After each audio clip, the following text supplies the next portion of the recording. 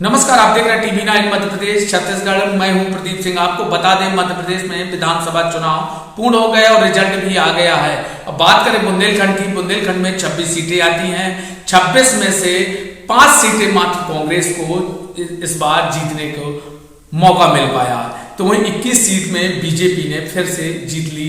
और जहां पिछले चुनाव की बात करें तो बीजेपी कांग्रेस को मात्र 10 सीटें बुंदेलखंड से मिली थी। 10 सीटें बुंदेलखंड से मिली थी, तो एक सपा के पास गई थी, एक बीएसपी के पास और 14 बीजेपी के पास गई थी। इस बार जो रणनीति थी कांग्रेस की, कहीं ना कहीं कांग्रेस कयास लगा रही थी इस बार 12 से 15 सीट बुंदेलखंड से हम जीतेंगे, मगर ऐसी चूक उनकी आई कि सरकार तो कांग्रेस के हाथ लगी नहीं और बुंदेलखंड से मात्र 5 सीटों में समिट कर रह गई। हमारे साथ हैं आज लोकसभा सांसद पूर्व सत्यव्रत चतुर्वेदी जी की बेटी निधि चतुर्वेदी। उनसे बात करेंगे कि ऐसा क्या हुआ कि कांग्रेस कहां चूकी बुंदेलखंड में। जी आप ये बताइए, इस बार क्या ऐसी चूक हो गई है कांग्रेस से कि बीजेपी फिर से एक बार 21 सीटें ले जाती है बुंदेलखंड से। अच्छा, छतरपुर की बात है तो 5।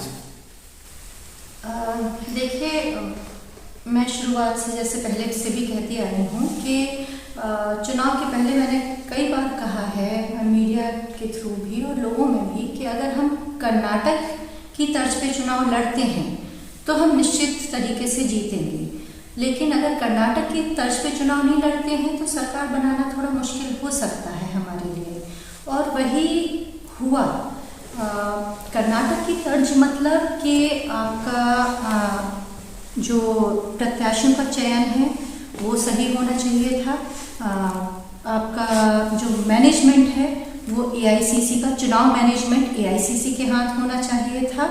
और जो मुद्दे हैं वो लोकल मुद्दे होने चाहिए। कुछ हद तक हम मुद्दों को कैप्चर करने में काफ़ी हद तक सफल रहे हैं, पर जो मैनेजमेंट चुनाव का और प्रत्याशियों का चयन है वो कहीं ना कहीं हमसे उस चीज़ की चूक हुई है। दूसरा कि देखिए, वैसे तो ये है जो ये सब मंथन करने वाली चीज़ें हैं, पर एक कार्यकर्ता के तौर पे मुझे भी लगता है कि मैं भी अभी यही चीज़ का विश्लेषण कर रही हूँ, सोच रही हूँ, मंथन कर रही हूँ, विचार विमर्श कर रही हूँ कि ये कैसे हुआ, क्यों हुआ। 130 का जो आंकड़ा था वो थोड़ा सा ज़्यादा ही पॉजिटिव था, ये मुझे शुरुआत से पता था, लेकिन इतनी कम सीटें आएंगी इसका अंदाज़ा बिल्कुल भी नहीं था। ये बहुत ज़्यादा सरप्राइजिंग है। तो कहीं ना कहीं तो हम चूके, कहीं ना कहीं बहुत ही बेसिक लेवल पे हम चूके हैं, और हमको ये चीज़ समझना होगा कि बार बार ये हमसे कहाँ चूक हो रही है, क्योंकि ये एक बार की बात नहीं है। हम काफ़ी टाइम से 13 की बात कर रहे हैं, 18 की बात कर रहे हैं, और हमने 15 महीने के लिए सरकार बनाई, लेकिन हम किसी न किसी वजह से, चलिए वो कारण अलग थे, सरकार हमारी बनी थी, पर वो भी अगर आपको याद हो तो हमें 114 सीटें मिली थी कांग्रेस को, तो वो सरकार कोई बहुत बड़ा बहुमत नहीं मिला था। तो कहीं ना कहीं तो हम एक बहुत ही बेसिक लेवल पे चूक कर रहे हैं।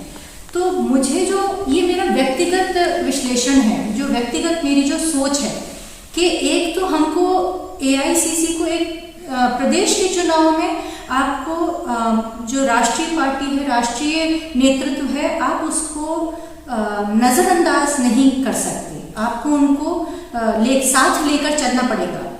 बुंदेलखंड की बात करें तो बुंदेलखंड में एक दशक तक सत्यव्रत चतुर्वेदी जी का बड़ा नाम रहा, उनको भी इग्नोर नहीं किया जा सकता। अगर ये चुनाव में अगर उनके पास कहीं ना कहीं चर्चाएं कर रहे, एक राष्ट्रीय प्रवक्ता रहे, देश में नाम रहा, तो कहीं ना कहीं बड़ी जो अपने प्रदेश लेवल की टीम रही, तो कहीं ना कहीं उनसे ये तो चूक हो रही है। अब ये तो बहस का मुद्दा है। देखिए, हो भी सकता है और नहीं भी हो सकता है। ये बात एज एक बेटी होने के नाते, हाँ, मैं थोड़ा सा बायस्ड हूँ। मुझे लगता है कि पापा का नाम कहीं ना कहीं इग्नोर करना सही नहीं था, और जो कि मैंने कुछ जगह बोला भी कि आप ये मत करिए, क्योंकि इस बार मैं चुनाव मैदान में थी। देखिए, अब मैं एक बेटी होने की जगह मैं एक कार्यकर्ता होने की तरह से बात करती हूँ। सत्यव्रत चतुर्वेदी की बेटी चुनाव मैदान में है। सत्यव्रत चतुर्वेदी राजनीति से संन्यास ले चुके हैं। आपने उनके बेटे को इग्नोर किया, कोई बात नहीं। जब बेटी आपके साथ कुछ सालों से पार्टी के लिए काम कर रही है, बिना किसी पद के, बिना किसी चाह के, और उसने अच्छा काम करके दिखाया, तो जब उसने टिकट की मांग की और जब उसने यहाँ पे तैयारियां शुरू की, बुंदेलखंड में, महाराजपुर में कह लीजिए या जहाँ पे भी, तो जब चुनाव की तैयारियां की तो लोगों की में एक जो पुरानी कांग्रेसी थे उनके अंदर एक आस जगी कि हमारा पुराना नेता दोबारा से, उनके घर से दोबारा से कोई आ रहा है, तो सब लोग बहुत उत्साहित थे। वो उत्साह धुल गया जब सत्यव्रत चतुर्वेदी की बेटी को टिकट नहीं दिया गया। इसी सीट पे आप महाराजपुर सीट से दावेदारी कर रही थी, वहां 26,000 से कांग्रेस का सिटिंग एमएलए आ रहा जी, 27,000। 27,000 ये भी बड़ा मुद्दा है ना। कहीं अगर आपको टिकट देती कांग्रेस, फिर आप हार जीत के कलर में से था, कहीं अगर आपको मैदान में उतारती, हो सकता है पुराने कार्यकर्ता एकत्रित हो जाते, या तो कहीं ना कहीं कांग्रेस जो कार्यकर्ता थे जमीनी लेवल के या पुराने, वो कहीं भटक गए थे। नहीं, कार्यकर्ता तो वही थे। देखिए, इसके दो अलग अलग पहलू हैं। एक तो नीरज का विरोध पहले से था, सिटिंग एमएलए का विरोध था। मैं शुरुआत से बोलती आई हूँ कि उसका विरोध है। एक कार्यकर्ता होने के नाते मैंने अपनी पार्टी को, पार्टी नेतृत्व को, शीर्ष नेतृत्व को, सबको पहले चेताया था कि आपको जो सिटिंग एमएलएज हैं, जैसे एक और यहाँ पे एक और वही बात आ जाती है कि कर्नाटक की तर्ज पे, कर्नाटक में हमने तकरीबन 35 सिटिंग एमएलएज के टिकट काटे थे। आपको यहाँ पे ये चुनाव एक्चुअली, चलो पहले मैं महाराजपुर की बात करती हूँ। पहले से नेतृत्व, ये जो नीरज था उसका पहले से विरोध था, लेकिन हाँ, ना सिर्फ कांग्रेसी पुराने नए, बल्कि सभी लोग इकट्ठे हो जाते अगर टिकट मुझे दिया जाता। ये तथ्य है, उसमें भाजपा भी शामिल हो सकती थी, कुछ पुराने या नए लोग, क्योंकि देखिए जितने लोग यहाँ पर हैं वो सभी चाहते थे कि इस फैमिली से, इस परिवार से कोई ना कोई आए, और ये सभी के, चाहे वो भाजपा के लोग हों, चाहे वो बसपा के लोग हों, चाहे वो कांग्रेस के, क्योंकि कभी ना कभी लोग इस परिवार से जुड़े हुए थे, यही लोग हैं। अब वो भले अलग अलग पार्टीज में चले गए। एक बात करें तो यहाँ सबसे बड़ा खेल बिगाड़ने का कहीं ना कहीं कांग्रेस का सपा का नाम था। सपा की बात नहीं, तीसरा सपा नहीं, सपा बसपा, ये तीसरा जो मोर्चा हर सीट में, ये कई कारण है। मैं एक कारण बता रहा हूँ ना, मेरी बात तो सुनिए। जैसे सपा की बात करें, सपा लगातार कह रही थी गठबंधन, इंडियन गठबंधन, वो ना होकर फिर वहाँ आपके जो पार्टी के प्रदेश अध्यक्ष कहें कमलनाथ जी या मुख्यमंत्री को कहें, वो कहते थे, एक बयान आया था कि अखिलेश, वो बयान के चलते अखिलेश ने अलग अपने पार्टी के कई कार्यकर्ता जमीनी स्तर पे काम करना शुरू कर दिया और पार्टी ने प्रत्याशी बना कर दिया। अगर आपकी बात करें चंदा की, वहां आपका प्रत्याशी हारा सपा की वजह, सपा से लड़े और अच्छे वोट 24,000 वहां से हारे। फिर अगर महाराजपुर की बात करें या राजनगर की बात करें, राजनगर में हार होती है कांग्रेस की 5,000 को वोट होते, वहां भी खेल बिगाड़ने में कौन आगे हुआ? सपा। निवाड़ी की बात करें तो 35,000, वहां खेल किसने बिगाड़ा? सपा। तो कहीं ना कहीं सपा की अहम भूमिका है, आप इस बात को इग्नोर नहीं कर सकते। नहीं, मैं मानती हूँ, सिर्फ सपा की नहीं, मैं मानती हूँ।